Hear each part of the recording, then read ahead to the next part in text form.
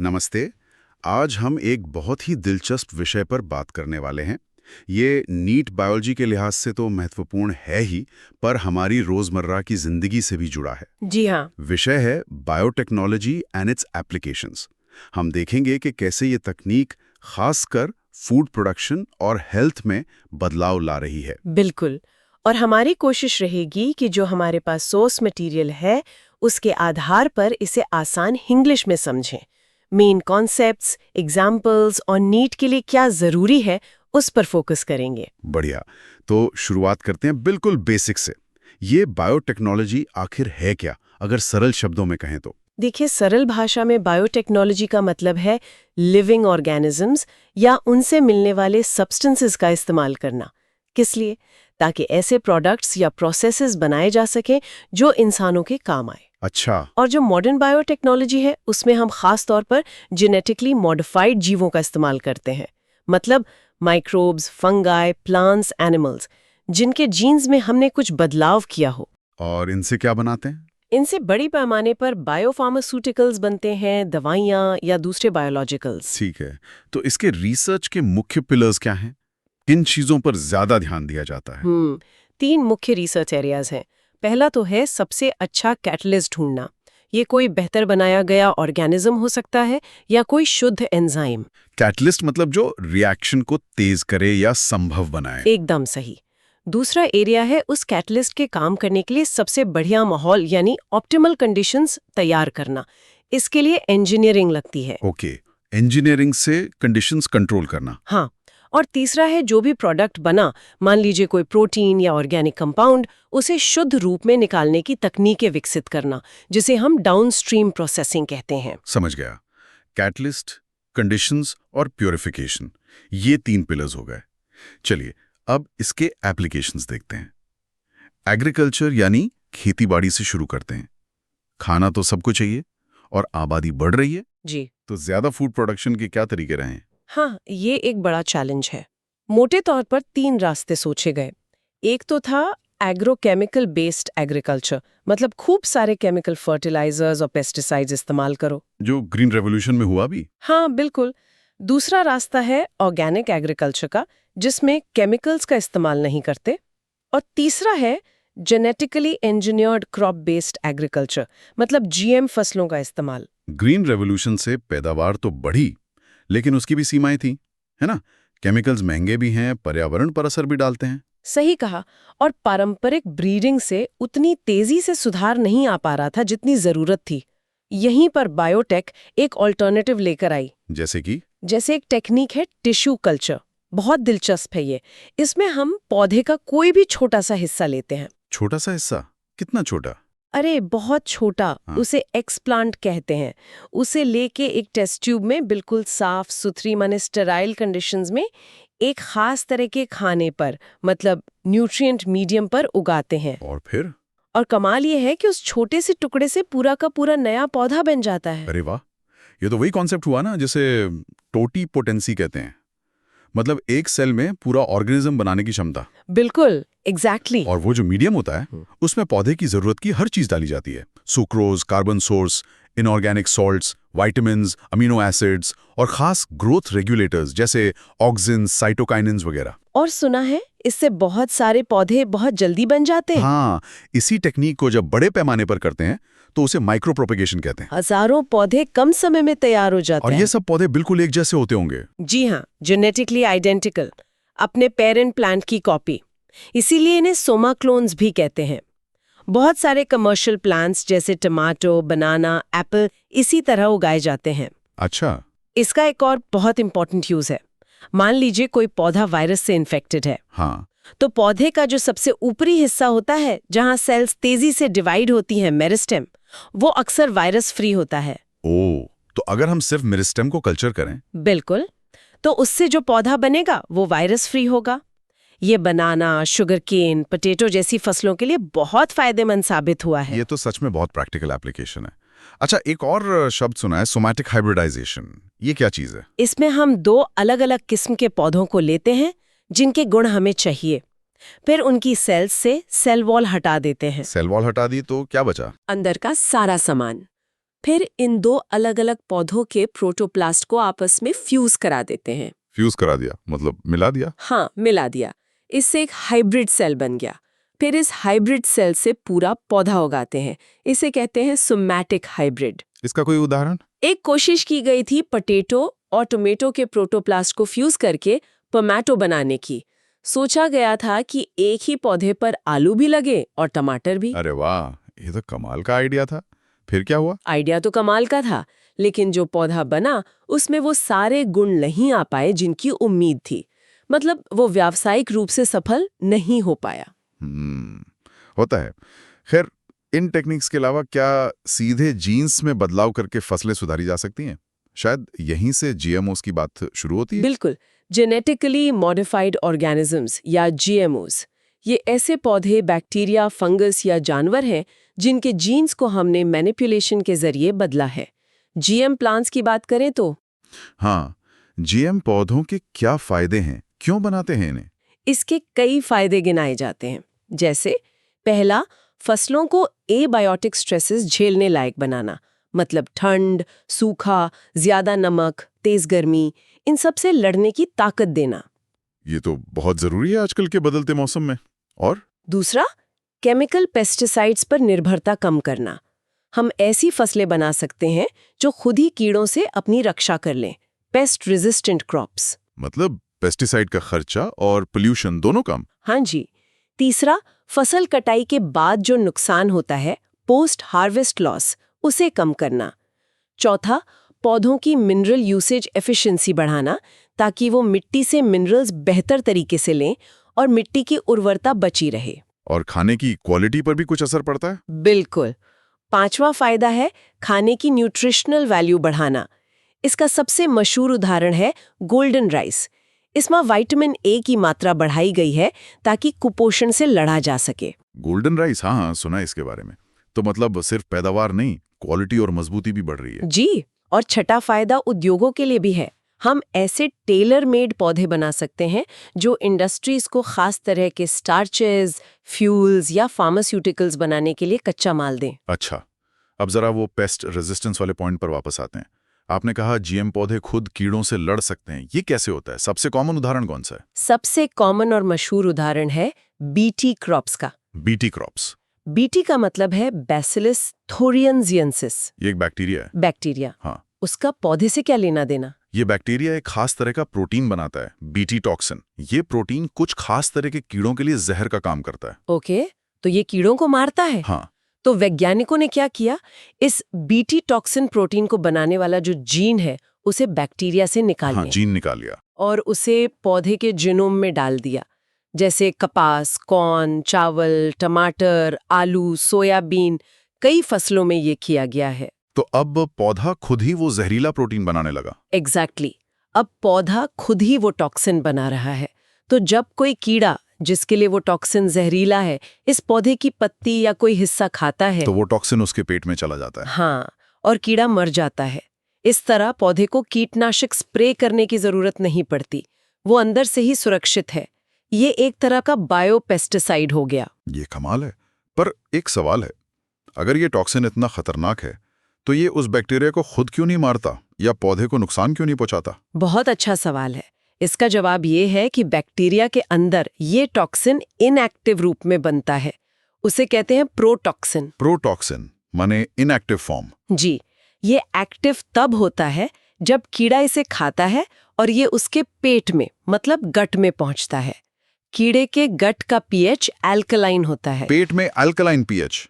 अच्छा। हाँ, उस अल्कलाइन पीएच में ये प्रोटॉक्सिन घुल जाता है और टूटकर अपने एक्टिव टॉक्सिन रूप में आ जाता है। और एक्टिव होने के बाद? एक्टिव होने के बाद ये टॉक्सिन कीड़े की मिडगट की जो कोशिकाएं हैं, एपिथेलियल सेल्स, उनकी सतह से जुड़ जाता है। जुड़ गया। और उनमें छेद कर देता है, पोर्स बना देता है। इन छेदों से पानी और आयंस सेल के अंदर घुसने लगते हैं। सेल फूल जाती है, स्वेलिंग, और आखिर में फट जाती है, लाइसिस। इससे कीड़े की मौत हो जाती है। बाप रे, कितना स्पेसिफिक मैकेनिज्म है। मतलब ये सिर्फ उन्हीं कीड़ों को मारेगा जिनके गट में अल्कलाइन पीएच है और जिनकी सेल्स पर इसके जुड़ने की जगह है। बिल्कुल सही, ये बहुत स्पेसिफिक है। और अलग-अलग बीटी टॉक्सिन्स अलग-अलग कीड़ों के समूहों पर असर करते हैं।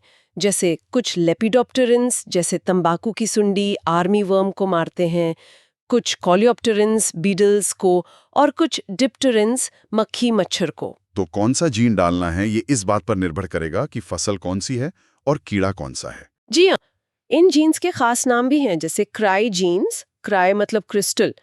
उदाहरण के लिए क्राई IAC और क्राई 2AB नाम के जीन से बनने वाले प्रोटीन कॉटन बोलवर्म्स, कपास के गोलक को खराब करने वाली सुंडी को मारते हैं, जबकि cry IAB gene corn borer मक्का छेदक को कंट्रोल करता है। हमारे सोर्स मटेरियल में जो चित्र हैं फिगर 10.1 उनमें शायद यही दिखाया है कि कैसे बोलवर्म कपास की बोल को खराब कर देता है। 10.1a और बीटी कॉटन की बॉल सुरक्षित रहती है। 10.1b, हाँ, वो चित्र बिल्कुल यही दिखाते हैं। बीटी क्रॉप्स के अलावा क्या कोई और तरीका भी है पौधों को कीड़ों या शायद दूसरे पेस्ट से बचाने का? एक शब्द सुना है RNA इंटरफेरेंस या RNARA। हाँ, RNA एक और बहुत ही एडवांस्ड और कारगर तकनीक है। इसका एक बड़ा अच्छा उदाहरण है तंबाकू के पौधे को एक नेमेटोड, एक सूक्ष्म कृमि से बचाना। नेमेटोड कौन सा? मेलोइडगाइन इनकॉग्निशिया। ये तंबाकू की जड़ों में घुसकर उन्हें खराब कर देता है, जिससे पौधे की पैदावार बहुत घट जाती है। तो RNA ने इसे कैसे रोका? पहले ये बताइए कि RNA होता क्या है? देखिए, RNA असल में ज्यादातर यूकैरियोटिक जीवों में पाया जाने वाला एक कुदरती बचाव का तरीका है, एक सेल्यूलर डिफेंस मैकेनिज्म। बचाव का तरीका किससे? ये खास तौर पर किसी खास mRNA को काम करने से रोकता है, उसे साइलेंस कर देता है।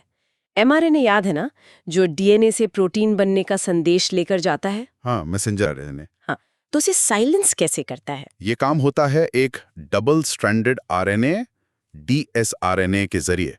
अगर सेल में किसी खास mRNA से मिलता जुलता कॉम्प्लीमेंट्री dsRNA बन जाए तो सेल का एक सिस्टम एक्टिवेट हो जाता है। और वो सिस्टम क्या करता है? वो सिस्टम उस dsRNA को पहचानता है और फिर उसी सीक्वेंस वाले सिंगल स्ट्रैंडेड mRNA को या तो काट देता है या उसे प्रोटीन बनाने ट्रांसलेट होने से रोक देता है। ये dsRNA सेल में वायरस इन्फेक्शन से या कुछ खास मोबाइल जेनेटिक एलिमेंट से आ सकता है। अच्छा, ये तो सेल का अपना डिफेंस है। तो इसे तंबाकू के पौधे में निमैटोड के खिलाफ कैसे इस्तेमाल किया? वैज्ञानिकों ने एग्रोबैक्टीरियम वेक्टर्स का इस्तेमाल किया। ये वेक्टर पौधे में जीन पहुंचाने के काम आते हैं।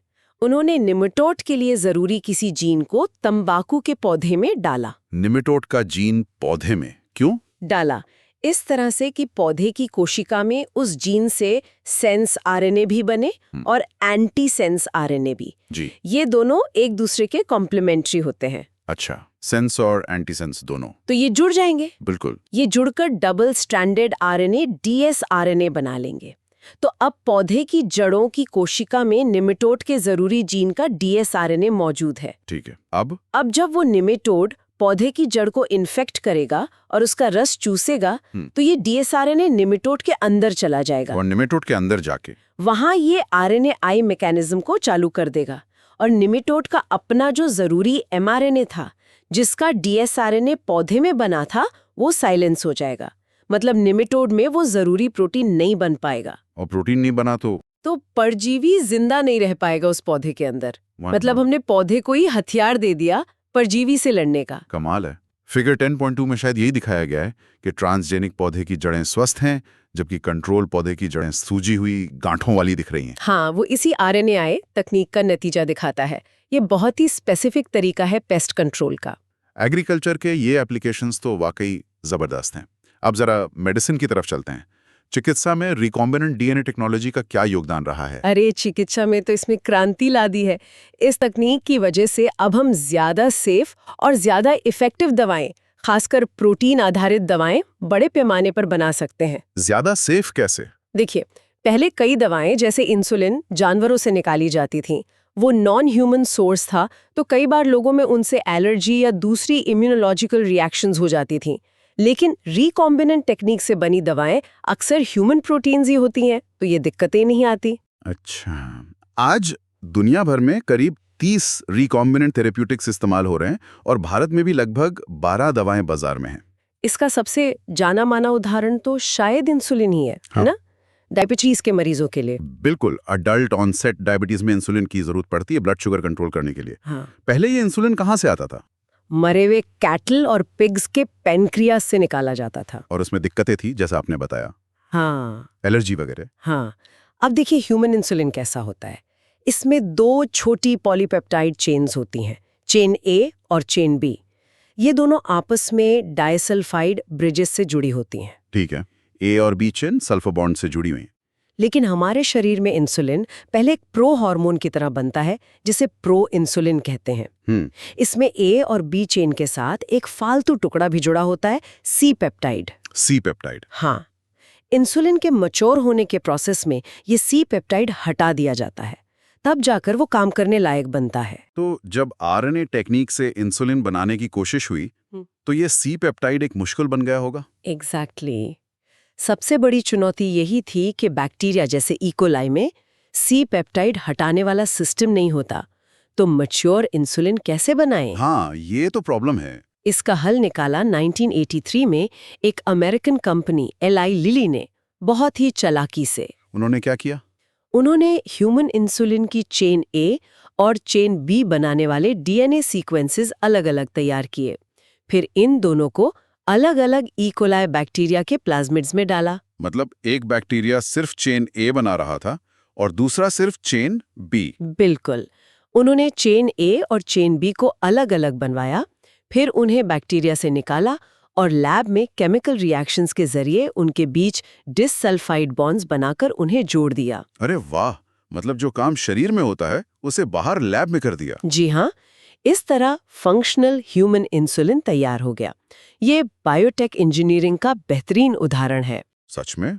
अच्छा, अब एक और बहुत ही एक्साइटिंग फील्ड की बात करते हैं, जीन थेरेपी।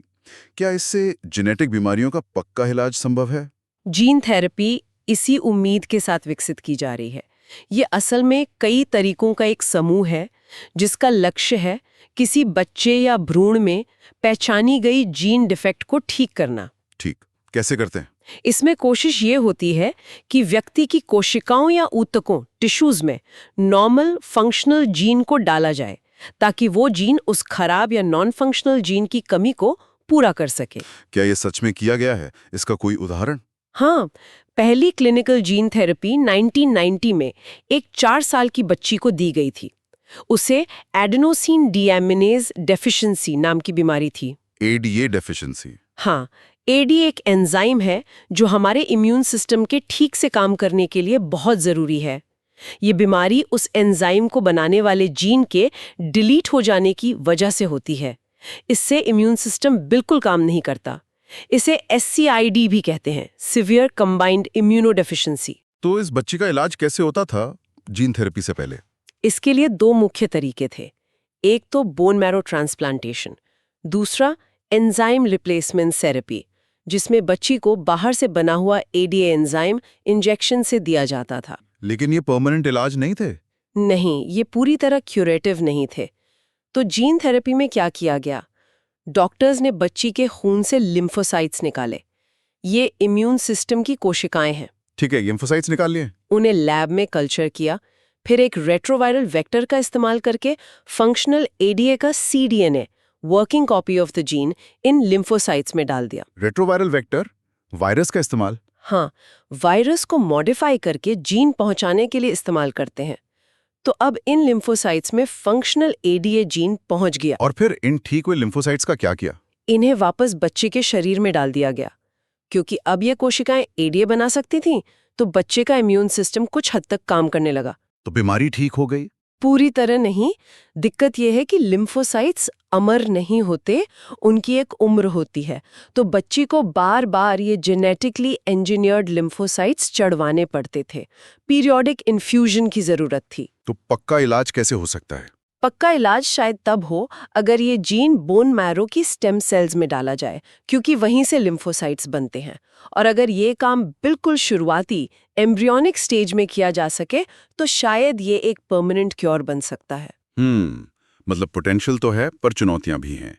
चलिए, अब डायग्नोसिस यानी बीमारी की पहचान पर आते हैं। कहते हैं जल्दी पहचान हो जाए तो इलाज आसान होता है। बिल्कुल सही। लेकिन जो पारंपरिक तरीके हैं जैसे खून या पेशाब की जांच, सीरम इन यूरिन एनालिसिस, वो कई बार बीमारी का पता तब लगा पाते हैं जब शरीर में पैथोजन, बीमारी फैलाने वाला जीवाणु या विषाणु काफी बढ़ चुका होता है या लक्षण साफ दिखने लगते हैं। हाँ, तब तक देर हो सकती है। यहीं पर मॉडर्न मॉलिक्यूलर डायग्नोस्टिक टेक्निक्स काम आती हैं, जैसे recombinant DNA technology, PCR, polymerase chain reaction और एलाइजा, एंजाइम लिंक्ड इम्यूनोसॉर्बेंट एसे। पीसीआर का नाम तो आजकल सबने सुना है। ये डायग्नोसिस में कैसे मदद करता है? पीसीआर की सबसे बड़ी खूबी है एम्प्लीफिकेशन।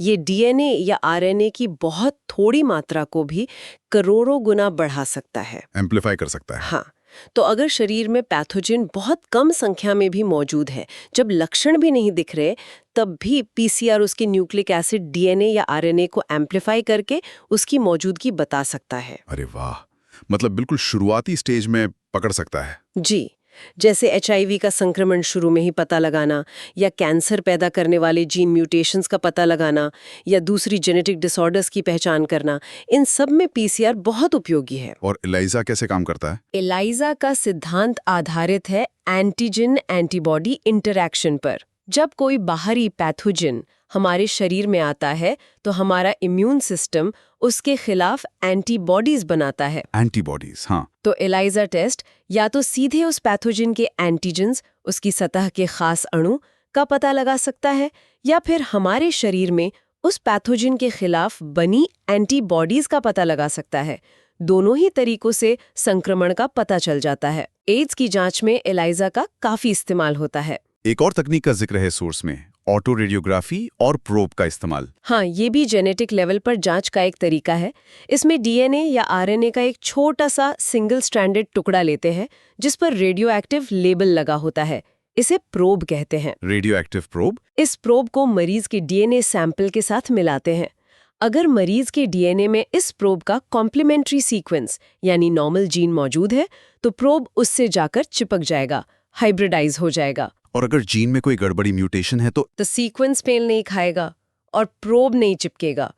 फिर ऑटो रेडियोग्राफी, जो रेडियो एक्टिविटी को डिटेक्ट करती है, से देखते हैं कि प्रोब चिपका है या नहीं। अगर नहीं चिपका तो मतलब वहां म्यूटेशन है। ये तो बहुत ही सूक्ष्म स्तर पर जांच हो गई। चलिए अब आगे बढ़ते हैं ट्रांसजेनिक एनिमल्स की तरफ। ये क्या होते हैं और क्यों बनाए जाते हैं? ट्रांसजेनिक एनिमल्स वो जानवर है जिनके डीएनए में फेरबदल किया गया है। खासतौर पर उनमें कोई बाहरी जीन, फॉरेन जीन डाला गया है जो उनके शरीर में एक्सप्रेस भी होता है, मतलब अपना काम करता है या प्रोटीन बनाता है। कैसे जानवर बनाए गए हैं ऐसे? अरे बहुत सारे। Transgenic rats, rabbits, pigs, sheep, cows, fish सब बनाए गए हैं। पर सबसे ज्यादा करीब 95% ट्रांसजेनिक जानवर चूहे होते हैं। उन पर रिसर्च करना आसान होता है। इन्हें बनाते क्यों हैं? क्या काम आते हैं ये? इनके कई महत्वपूर्ण उपयोग हैं। पहला, नॉर्मल फिजियोलॉजी एंड डेवलपमेंट को समझने के लिए, मतलब जीन्स कैसे काम करते हैं, शरीर के सामान्य कामकाज और विकास को कैसे प्रभावित करते हैं, ये जानने के लिए। जैसे इंसुलिन लाइक ग्रोथ फैक्टर का असर समझने के लिए ट्रांसजेनिक मॉडल बने। अच्छा, बेसिक रिसर्च के लिए। और दूसरा, बीमारियों को समझने के लिए। ऐसे ट्रांसजेनिक जानवर बनाए जाते हैं जिनमें इंसानों में बीमारी पैदा करने वाले जीन डाले जाते हैं। ये जानवर उन बीमारियों के मॉडल बन जाते हैं, जैसे cancer, cystic fibrosis, rheumatoid arthritis, Alzheimer's. इन बीमारियों के मॉडल जानवरों पर स्टडी करके बीमारी कैसे बढ़ती है ये समझते हैं और नए इलाजों को टेस्ट करते हैं। मतलब दवा टेस्टिंग के लिए भी? हाँ। तीसरा उपयोग है बायोलॉजिकल प्रोडक्ट्स बनाना। कुछ इंसानी बीमारियों के इलाज में लगने वाले प्रोटीन, बायोलॉजिकल प्रोडक्ट्स बहुत महंगे होते हैं, तो ट्रांसजेनिक जानवरों को एक तरह की बायोफैक्ट्री या बायो रिएक्टर की तरह इस्तेमाल किया जाता है। जानवरों से दवाइयां बनवाना कैसे? जानवर में वो खास प्रोटीन बनाने वाला इंसानी जीन डाल देते हैं। फिर वो जानवर, मान लीजिए गाय या भेड़, अपने दूध में या किसी और तरीके से वो प्रोटीन बनाने लगती है। जैसे एम्फियजीमा के इलाज में काम आने वाला ह्यूमन प्रोटीन अल्फा-1 एंटीट्रिप्सिन भेड़ के दूध से प्राप्त किया गया। हाँ, अल्फा-1 एंटीट्रिप्सिन।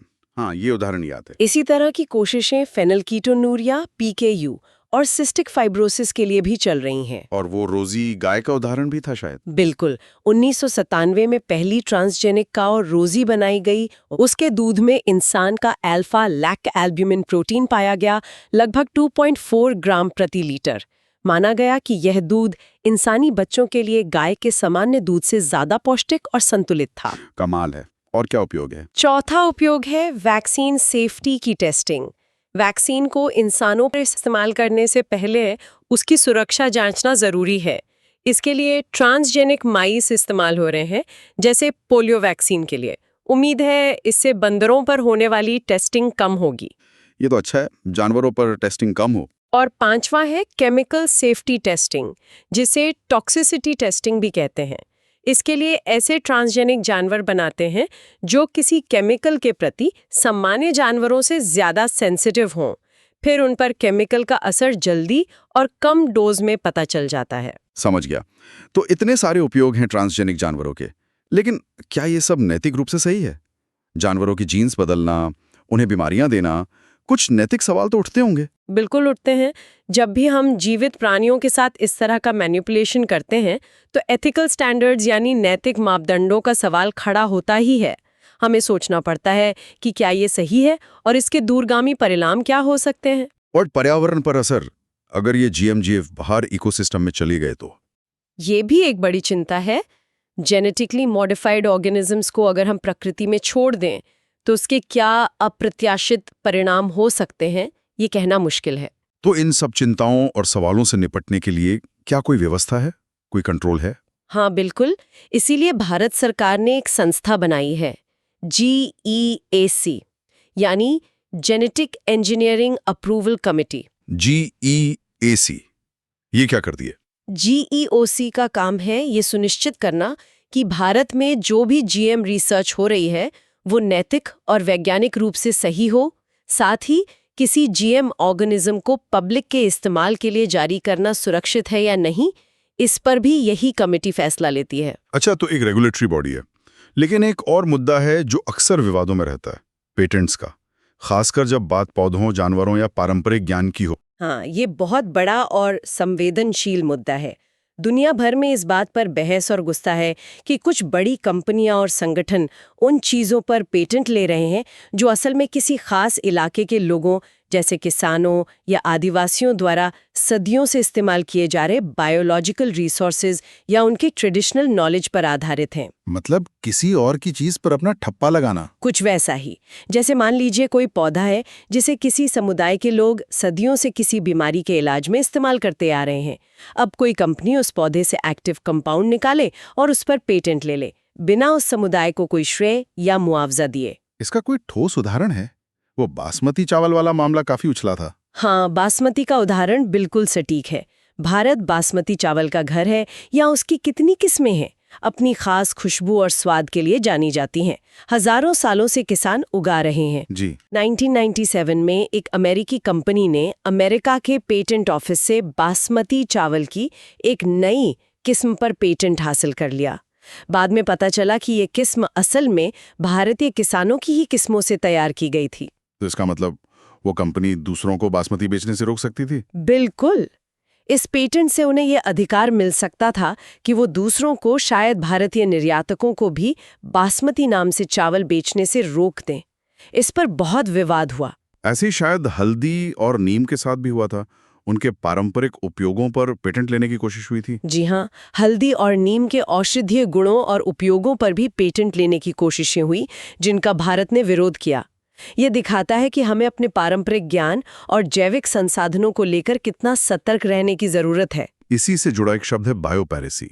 इसका क्या मतलब है? बायोपायरेसी का मतलब है जब कोई बहुराष्ट्रीय कंपनी या दूसरा संगठन किसी देश के जैविक संसाधनों या उससे जुड़े पारंपरिक ज्ञान का इस्तेमाल करता है बिना उस देश या वहां के संबंधित लोगों से उचित अनुमति, ऑथराइजेशन लिए और बिना उन्हें कोई मुआवजा, कंपनसेटरी पेमेंट दिए। मतलब जैविक चोरी। हाँ, कह सकते हैं। इसमें एक और पहलू है। जो औद्योगिक देश हैं वो पैसे वाले हैं, पर बायोडाइवर्सिटी और ट्रेडिशनल नॉलेज में उतने अमीर नहीं। दूसरी तरफ जो विकासशील या अविकसित देश हैं जैसे भारत, वो बायोडायवर्सिटी और पारंपरिक ज्ञान के मामले में बहुत अमीर हैं, भले ही आर्थिक रूप से उतने मजबूत ना हो। तो अमीर देश गरीब देशों के ज्ञान और संसाधनों का फायदा उठा सकते हैं। बिल्कुल, और ये पारंपरिक ज्ञान बहुत कीमती है। इससे नई दवाएं या प्रोडक्ट्स विकसित करने में लगने वाला समय, मेहनत और पैसा बच सकता है। तो क्या इस बायोपायरेसी को रोकने के लिए कुछ हो रहा है? हाँ, अब जागरूकता बढ़ रही है। कई देश अपने जैविक संसाधनों और पारंपरिक ज्ञान के ऐसे गलत इस्तेमाल को रोकने के लिए कानून बना रहे हैं। भारतीय संसद ने भी अपने इंडियन पेटेंट्स बिल में संशोधन करके इन मुद्दों को एड्रेस करने की कोशिश की है, ताकि हमारे हितों की रक्षा हो सके।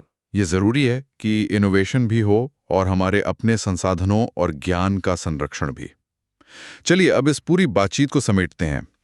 हमने देखा कि बायोटेक्नोलॉजी के कितने अलग-अलग क्षेत्रों में एप्लीकेशंस हैं। जी हाँ, हमने एग्रीकल्चर में देखा जीएम क्रॉप्स जैसे बीटी कॉटन, पेस्ट रेजिस्टेंस के लिए, गोल्डन राइस न्यूट्रिशनल एनहांसमेंट।